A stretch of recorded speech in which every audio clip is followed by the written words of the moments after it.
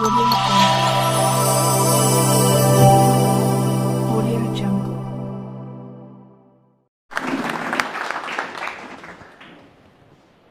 दुनिया को शांति और मानवता का संदेश देने वाले तथागत भगवान बुद्ध के चरणों में कोटि कोटि नमन करता हूँ। महर्षि वाल्मीकि जी के चरणों में कोटि कोटि नमन करता हूँ। संत कबीर के साथ साथ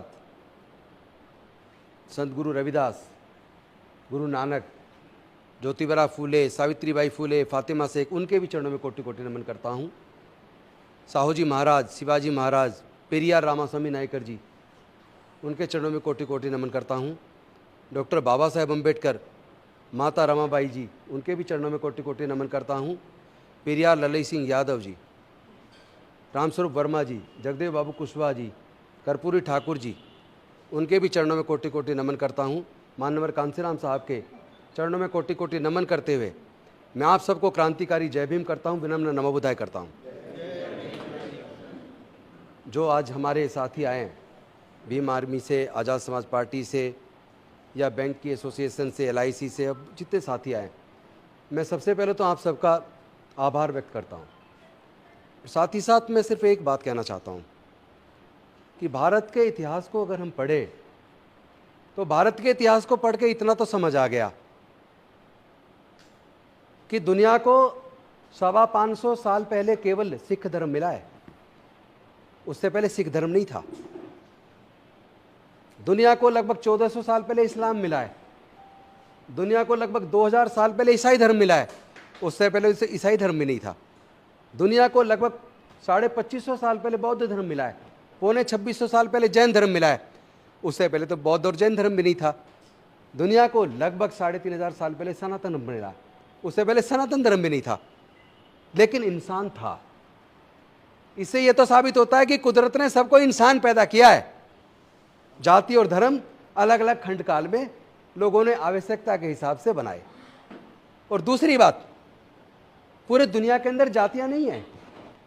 अमेरिका में जाति नहीं है, जापान में जाति नहीं है, चाइना में जाति नहीं है, फ्रांस में जाति नहीं है, जर्मनी में जाति नहीं है, इंग्लैंड में जाति नहीं है, इटली में जाति नहीं है, ऑस्ट्रेलिया में जाति नहीं है, न्यूजीलैंड में जाति नहीं है, कोरिया में जाति नहीं है, चाइना में जाति नहीं है। जब पूरी दुनिया में जाति नहीं है तो केवल भारत में जाति क्यों है? या भारत के सब कॉन्टिनेंट में जहां जाके भारत के लोग बस गए, जातिवादी लोग, केवल वहां जाति है।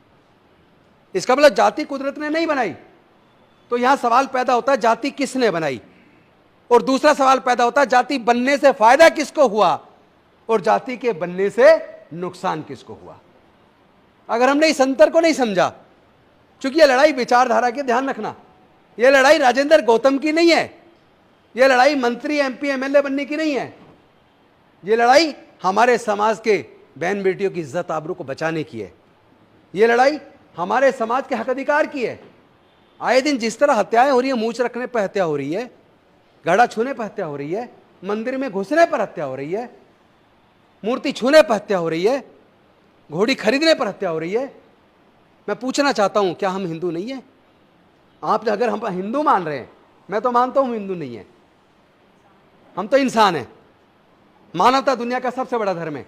लेकिन अगर आप हमारे लोगों को, दलित, पिछड़े, आदिवासियों को हिंदू मानते हैं, तो आज मेरा मोहन भागवत जी से, देश के माननीय प्रधानमंत्री जी से, देश के गृह मंत्री जी से, देश के सर्वोच्च न्यायालय से, देश के उच्च न्यायालयों से, सब लोगों से एक सवाल है, अगर हम लोग हिंदू हैं तो हमारे समाज के युवाओं की मूंछ रखने पर हत्या क्यों? अगर हम लोग हिंदू हैं तो मंदिर प्रवेश करने पर हमारे युवाओं की हत्या क्यों? अगर हम लोग हिंदू हैं तो भगवान की मूर्ति छू लेने पर हमारे लोगों की हत्या क्यों? अगर हम हिंदू हैं तो घड़ा छूने पर हमारे लोगों की हत्या क्यों? अगर हम हिंदू हैं तो हमारी बहन बेटियों की इज्जत लूटकर उनकी हत्या क्यों? और जब उनके न्याय की हक की लड़ाई को हम लड़ते हैं तो केवल दलित, पिछड़े, आदिवासी, अल्पसंख्यक समाज के लोग लड़ते हैं। जो लोग बार बार हिंदू का राग लाप रहे हैं, जब हमारे साथ जुल्म होता है हम उसके खिलाफ बोलते हैं, तो तुम लोग कहां चले जाते हो? तुम लोग हमारी लड़ाई में शामिल क्यों नहीं होते? हमारे साथ खड़े होकर हमारी न्याय की लड़ाई को उठाते क्यों नहीं हो? इसलिए नहीं उठाते क्योंकि तुम अलग हो और हम अलग हैं।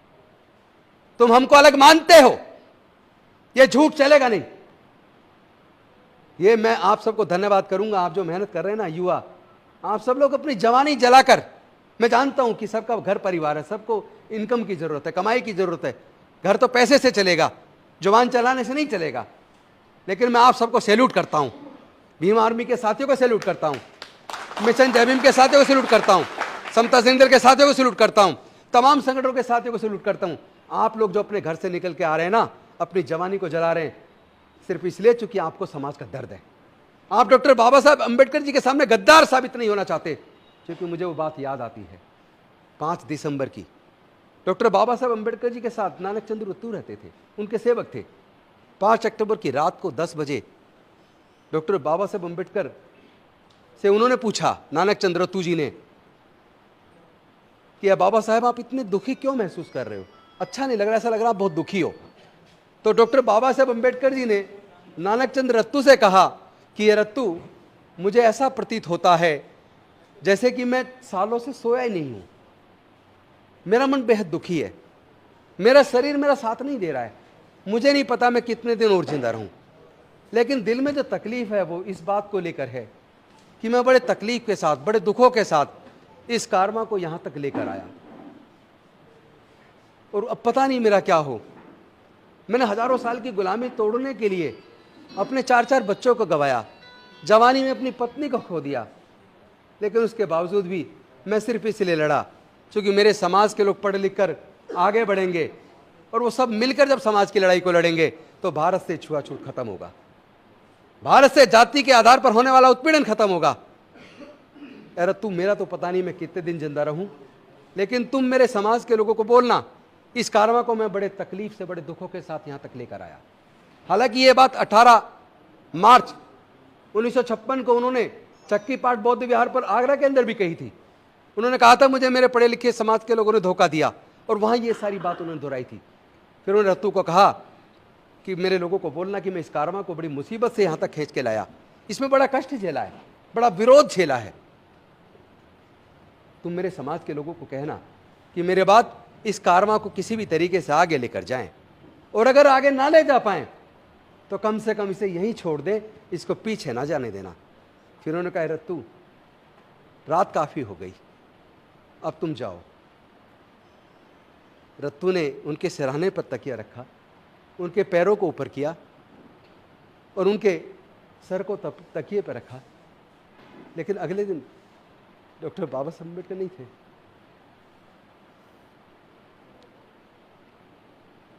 मैं गद्दार साबित नहीं होना चाहता, जो डॉक्टर बाबा साहब अम्बेडकर ने कहा था, राजेंद्र भाई आगे बढ़ो, हर तरह से साथ है, राजेंद्र भाई आप आगे बढ़ो, किसी भी तरह की कोई वो नहीं, पूरा देश आपके साथ खड़ा है। जय भीम, जय भीम, जय जय जय जय जय भीम, जय भीम, जय भीम। मैं डॉक्टर बाबा साहब अम्बेडकर की नजरों में गिरना नहीं चाहता। सोचो अगर डॉक्टर बाबा साहब अम्बेडकर अगर हमारे पढ़ाई लिखाई के रास्ते ना खोलते, 3500 साल तक इन्हीं धर्मशास्त्रों में लिखकर हमारे लोगों को पढ़ने लिखने पर धार्मिक बंदिश लगा के रखी, हमारे व्यापार करने पर धार्मिक बंदिश लगा के रखी, हमारे संपत्ति रखने पर धार्मिक बंदिश लगा के रखी। डॉक्टर बाबा साहब अम्बेडकर अगर हमारे पढ़ाई के रास्ते ना खोलते, अगर वो रिजर्वेशन की व्यवस्था ना करते, क्या मैं मंत्री बन पाता, एमएलए बन पाता? क्या कोई हमारे लोगों को जनरल सीट से चुनाव लड़ाता है? हमारे लोगों के बारे में तो कोई सोचता ही नहीं है। बाबा साहब ने अपने 4 बच्चे कुर्बान किए, माता रमाबाई को कुर्बान किया, अपनी पूरी जिंदगी हमारे लिए चला दी। तो मैंने संकल्प किया है, डॉक्टर बाबा साहब अम्बेडकर, मैं तुम्हारा सच्चा सिपाही हूं। मैं वादा करता हूं,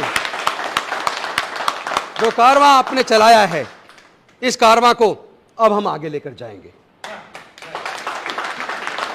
और मैं साफ कर दूं, ये मैं साफ कर देना चाहता हूं, भीम आर्मी वो भी बाबा साहब के सिपाही हैं, समता सैनिक दल वो भी बाबा साहब के सिपाही हैं, मिशन जय भीम वो भी बाबा साहब के सिपाही हैं, the Buddhist society of India वो भी बाबा साहब के सिपाही हैं, कॉन्फेडरेशन, हम सब बाबा साहब के सिपाही। और जो आज गौरव है ना, जो गौरव हमारे पास है, जो ये अच्छे तन पे कपड़े हैं, जो मान सम्मान का जीवन है, केवल डॉक्टर बाबा साहब अम्बेडकर के अकेले संघर्ष से मिला है।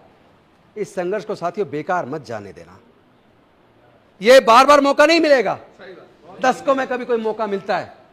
हमारे लोगों को झूठा केस बना के जेल में डाल दिया जाता है, महीनों महीनों, साल साल। हमारे छोटे भाई चंद्रशेखर को भी जेल में रखा, और भी अनेकों भाइयों को जेल में रखा। ऐसे नहीं चलेगा, हम लड़ेंगे, हम जीतेंगे। इन लोगों ने साजिश रची है। ये लोग कह रहे हैं कि ये जो लोग हजारों साल तक हमारे गुलाम रहे, 16-16 घंटे काम करते थे, काम के बदले में पैसे नहीं मांगते थे, हम जो बचा कुचा खाना दे देते घर का, उसी पे जिंदा रहते थे। आज वो लोग न्यूनतम मजदूरी मांगने लगे हैं। आज उनके लोग बाबा साहब के पढ़ाई के रास्ते खोलने की वजह से, रिजर्वेशन की वजह से कलेक्टर बनकर, जज बनकर, डॉक्टर, इंजीनियर बनकर, प्रोफेसर बनकर, साइंटिस्ट बनकर आज हमारे बगल में बैठने लगे हैं, हमारे अफसर भी बनने लगे हैं, और आजकल जुल्म के खिलाफ वो आवाज बुलंद करने लगे हैं। ये ताकत इस समाज के पास कहां से आई? जब आरएसएस के शिविर में इस पे चिंतन हुआ होगा, थिंक टैंक में, उन्होंने कहा होगा ये ताकत इस बहुजन समाज के लोगों में, बाबा साहेब के द्वारा जो इनके पढ़ाई के रास्ते खोले हैं, इनको जो ज्ञान मिला है, और जो इनकी सरकारी नौकरी के रास्ते खोले हैं, इसकी वजह से इनके पास ये ताकत आई। तभी उन्होंने षड्यंत्र किया है कि इनकी पढ़ाई को फिर से छीन लो, इनकी सरकारी नौकरियों को फिर से छीन लो।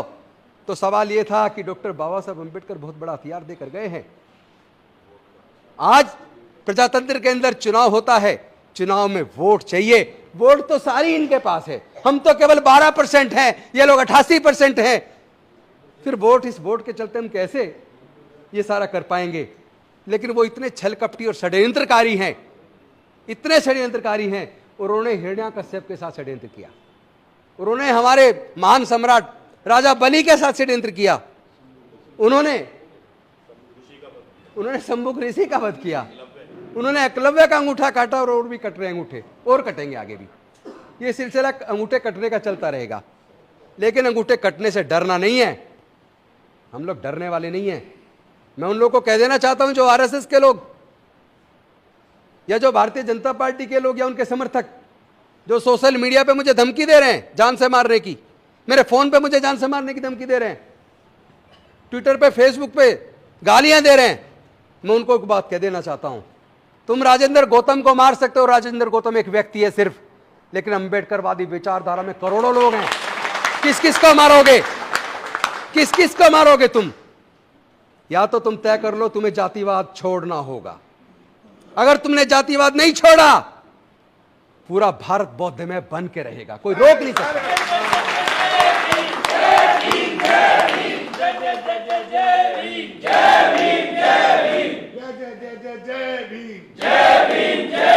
इनके षड्यंत्र को समझो दोस्तों, इनके षड्यंत्र को समझो। ये इतने षड्यंत्रकारी हैं, इन्होंने डॉक्टर बाबा साहेब अम्बेडकर के साथ षड्यंत्र किया, इन्होंने किसी को बख्शा नहीं है। ज्योतिबा फूले के साथ षड्यंत्र किया, माता रमाबाई के साथ षड्यंत्र किया, सावित्रीबाई फूले के साथ षड्यंत्र किया, इन्होंने बख्शा किसको है? इन्होंने ऐसा षड्यंत्र किया कि हम इस वोट इनकी हमें चाहिए, तो हम इनकी पढ़ाई पे दोबारा बंदिश तो नहीं लगा सकते, लेकिन हम ऐसी स्थिति पैदा कर देंगे कि ये पढ़ ही ना पाए। इन्होंने जानबूझकर सरकारी शिक्षा के स्तर को बर्बाद करके देश के सारे सरकारी स्कूलों को बर्बाद कर दिया, और प्राइवेट स्कूल, प्राइवेट कॉलेज खोल दिए, जिसमें साल का खर्चा लाखों रुपए है, और हमारे समाज के 99% लोग वो लाखों रुपए साल का खर्चा उठा नहीं सकते। तो उन्होंने षड्यंत्र से हमारे लोगों से एजुकेशन छीन ली है, आप मानो या मत मानो। मुट्ठी भर लोग, 1% लोग नौकरी में आ गए या व्यापार में आ गए, जो अपने बच्चों की लाखों रुपए साल का खर्चा उठा सकते हैं। बाकी 99% हमारे समाज के लोगों का क्या होगा? देश में सरकारी नौकरियां तो 44 लाख हैं, उस 44 लाख में ज्यादा से ज्यादा 8-9 लाख नौकरी हमारे SC ST लोगों को मिल सकती हैं, 12-15 लाख मिल सकती है SC ST OBC को। बाकी लोग कहां जाएंगे? हमारे करोड़ों लोग, वो उनको तो नौकरी नहीं मिलेगी ना। तो साथियों, एक तरफ इन्होंने एजुकेशन छीनी है, साजिश के तहत छीनी है। अब तो इस बात के लिए लड़ना पड़ेगा, जो सरकारें हमारे लोगों की पढ़ाई का खर्चा ना उठा पाए, सरकारी खर्चे पर क्वालिटी एजुकेशन ना दे पाए, ऐसी सरकारों को हम निस्तानाबूद कर देंगे। और दूसरी बात, ये जो सरकारी उपक्रम बेच रहे हैं, चाहे इंडियन रेलवेज बेच दिया, चाहे एयरपोर्ट बेच दिए, चाहे एयर इंडिया बेच दिया, चाहे LIC बेच दिया, चाहे देश के बैंक बेच दिए, पेट्रोलियम कंपनियां बेच दी, गैस की कंपनियां बेच दी, बाल को बेच दिया, नाल को बेच दिया, ITD के होटल बेच दिए, और तमाम तरह की सरकार के उपक्रम बेच दिए जहां हमें नौकरी मिलती थी। जो प्राइवेटाइज हो गया वहां तो नौकरी मिलेगी नहीं, 5th पे कमीशन में भारत की इसी सरकार ने, आपको याद होगा, 4th क्लास एम्प्लॉयमेंट को बैन करके ठेकेदारी प्रथा ला दी। ठेके पे हमारा आदमी जान गंवा रहा है, 5-6 हजार रुपया, 7 हजार रुपया, इससे घर चल जाएगा क्या? कौन है वो लोग? कौन है वो लोग जिन्होंने ठेकेदारी प्रथा लागू करके हमारे लोगों से सरकारी नौकरी को छीन लिया? कौन है वो लोग जिन्होंने देश के सारे संसाधनों को बेच दिया? अगर हमने इस बात को आइडेंटिफाई नहीं किया, अगर हम धर्म के नाम पर अंधे होकर इन लोगों को जिताते रहे, तो यकीन मानना हमारी आने वाली संतानें ज्यादा से ज्यादा 15 से 20 साल में दोबारा गुलाम होने वाली है। मैं पूछना चाहता हूं, क्या आपको दोबारा गुलामी स्वीकार है? नहीं। क्या आप अपने बच्चों को गुलाम देखना चाहते हो? नहीं देखना चाहते तो इस लड़ाई को लड़ना होगा, ईमानदारी से लड़ना होगा। लेकिन ये विचारधारा की लड़ाई है, ये भावुकता से नहीं लड़ी जा सकती। इसको बुद्धि और विवेक से सोच समझकर, बहुत ही शालीनता के साथ विचार विमर्श करके एक रणनीति बनाकर लड़ना होगा। ये ध्यान रखिएगा, हम इस लड़ाई को हार रहे तो इसका सबसे बड़ा एक कारण है, उन्होंने हमें हजारों जाति में बांटा, आज हम अपनी मर्जी से हजारों जाति में बटे हुए हैं। अरे जब हमारा खून एक है तो क्या आपस में रोटी बेटी का रिश्ता करने में शर्म आती है? डूब के मर जाओ, अगर तुम जाति खत्म नहीं कर सकते तो गुलाम बनने के लिए तैयार हो जाओ। अगर गुलामी स्वीकार नहीं है तो जातियों को तोड़ो, जातियों को छोड़ो, समाज को जोड़ो। अगर आप अपनी अपनी जाति को महान बताओगे और जातियों को जिंदा रखोगे, जातियों में बटे रहोगे, तो आप यकीन करना हमारी हार निश्चित, हम जीत नहीं पाएंगे। जीत का एक ही मंत्र है, अपने अंदर के जातिवाद को खत्म कर लो। जाति उन्होंने बनाई अपने फायदे के लिए, हम किस लिए जिंदा रखे हुए? हमें कौन सा फायदा है जातियों से? जाति खत्म करनी होगी। समाज जोड़ो। तो साथियों, मैं अंत में आप सबका धन्यवाद करते हुए एक निवेदन करना चाहता हूं। हम लोग बड़े शांतिपूर्वक तरीके से, क्योंकि हम लोग डॉक्टर बाबा साहब अम्बेडकर के बच्चे हैं, हम डॉक्टर बाबा साहब अम्बेडकर के बनाए संविधान में हमारी आस्था है और बहुत गहरी आस्था है। देश की कानून को हम मानते हैं, कानून व्यवस्था में हमारी आस्था है। हम लोगों ने कभी किसी का हक नहीं मारा, हम लोगों ने कभी किसी पे हमला भी नहीं किया, हम लोगों ने कभी किसी की भावनाओं को ठेस भी नहीं पहुंचाई, वो अलग बात है। हम तो हजारों साल से हमारी भावना आहत हो रही है, कोई नहीं बोल रहा।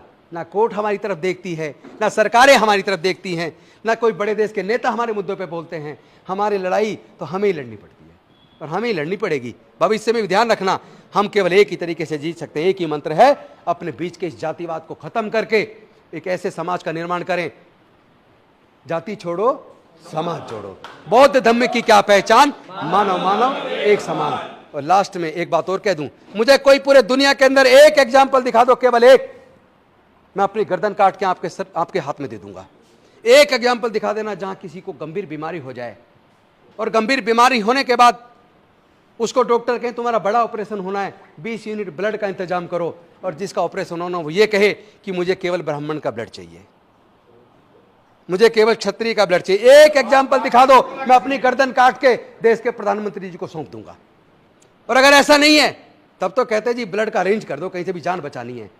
इसका मतलब अगर आपको जानवर का ब्लड चढ़ जाता फिर आप इंसानों को ब्लड डोनेशन की जरूरत नहीं पड़ती। इसका मतलब कुदरत ने सबको इंसान बनाया है, इन जालिमों ने, इस साजिशकर्ताओं ने देश को हजारों जातियों में बांट के देश को तोड़ दिया है।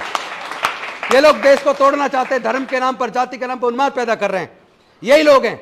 एक तरफ तो किसी महिला के साथ बलात्कार, तो महिला है, किसी भी महिला के साथ बलात्कार वो गलत है, लेकिन बिल्किस बानो के साथ सामूहिक बलात्कार, उनके कई लोगों की परिवार में हत्या, उसके बाद कोर्ट के द्वारा दोषियों को सजा दिया जाना, उनको टाइम से पहले छोड़ दिया जाना, और उसके बाद माला पहनाकर उनको मिठाई खिलाना, शर्म नहीं आती तुम्हें? तुम देश को पूरी दुनिया के सामने बेइज्जत कर रहे हो, अपमानित करो देश की महिलाओं को। आप ये भी किसी के साथ जुल्म को तो पहले उसकी धर्म और जाति देखोगे तब बोलोगे क्या? इसका मतलब तुम अत्याचारी हो।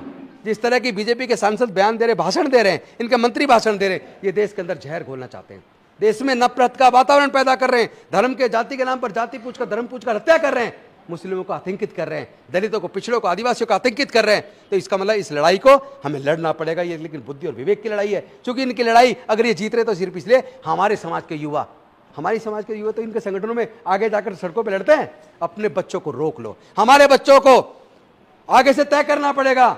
हमें कावड़ सेवा लेने हमें नहीं जाना, जिनके घरों में अपार पैसा वो जाए ना, बताइए ना, क्या उनके परिवारों के बच्चे जाते हैं क्या? जब वो नहीं जाते तो हमारे बच्चे क्यों जाते हैं? इन सारी बातों पे सोचना होगा। लंबी बात हो जाएगी, बहुत ज्यादा बात नहीं करूंगा। हम लोग को बहुत ही शांतिपूर्वक तरीके से पंचशील का झंडा हाथ में लेकर जाति छोड़ो समाज जोड़ो, बौद्ध धर्म की क्या पहचान, मानव मानव एक समान, इसी नारे को बोलते हुए बहुत शांतिपूर्वक तरीके से यहाँ से 26 अलीपुर रोड हम 14 तारीख को 2 बजे यहाँ से चलेंगे। और ये ध्यान भी रखना है कि कोई उपद्रवी तत्व तो हमारे बीच में आके ऐसा उकसाऊ भाषण ना दे, अगर देता दिखे तो समझ लेना किसी आरएसएस ने भेजा है। ऐसे आदमी को तुरंत पुलिस के हवाले करना है, छोड़ना नहीं है। बहुत ही सादगीपूर्ण तरीके से शांति से हमें यहाँ से चलना, चूंकि ये लड़ाई विचारधारा की है, एक तरफ अम्बेडकरवाद है, एक तरफ मनुवाद है। अब तय करना है पूरे देश के लोगों को, उनको अम्बेडकरवाद चाहिए या उनको मनुवाद चाहिए, उनको शांति चाहिए या उनको शांति चाहिए, उनको इंसानियत चाहिए या उनको हैवानियत चाहिए, उनको मानवता चाहिए या उनको दानवता चाहिए, उनको न्याय चाहिए या उनको अज्ञान चाहिए या उनको अन्याय चाहिए। हम लोग बुद्ध के धम्म को मानने वाले लोग डॉक्टर बाबा साहब अम्बेडकर सच्चे सिपाही हैं।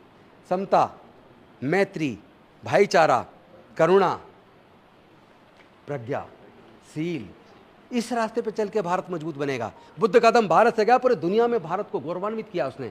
हमारे पूर्वज बौद्ध थे, सम्राट अशोक के टाइम पर देखो, लेके म्यांमार से ईरान तक पूरा भारत बौद्ध में था, जहां भी खोदोगे बुद्ध निकलेंगे।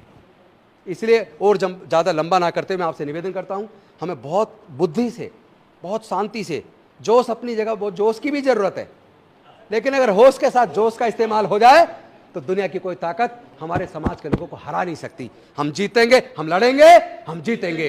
जाति छोड़ो, जाति छोड़ो, जाति छोड़ो, बौद्ध धम्म की क्या पहचान, बौद्ध धम्म की क्या पहचान, बौद्ध धम्म की क्या पहचान। बहुत बहुत धन्यवाद। नमो बुद्धाय। जय भीम, जय भारत। जीते जीते